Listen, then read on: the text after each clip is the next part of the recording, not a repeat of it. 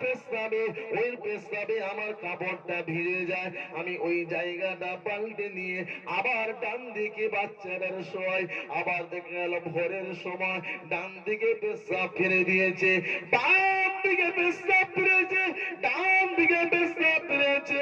ও বাবা আবু বকর রে, আমি আমার কলিজার টুকরা সন্তানটাকে আমি ফেলে রাখতে পারি না। আমি জনম দুঃখিনী মা বুকের উপর করে নিয়ে সারা রাতটা কাটিয়ে দিয়েছি, সারা রাতটা কাটিয়ে দিয়েছি। আজকের ওই ছেলেটা দুনিয়ার জমিনে বাবা কত কষ্ট করে মানুষ করেছিলাম, আজকের 22 বছর বয়স হয়েছে, ওই ছেলেটা দুনিয়ার জমিন থেকে বিদায় নিয়ে চলে গেল। আবু বকর রে, আমি জনম দুঃখিনী মা, আমি আর সহ্য করে ঘরে থাকতে পারি না। জোরে বলেন, আর একটু জোরে বলেন।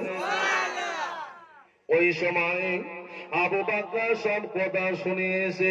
আল্লাহর নবী, বিশ্ব নবী দো জাহান বাদশাহকে জানিয়েছিলেন, ইয়া রাসূলুল্লাহ, ইয়া হাবিবাল্লাহ হুজুর, ইয়া রাসূলুল্লাহ, ইয়া হাবিবাল্লাহ হুজুর।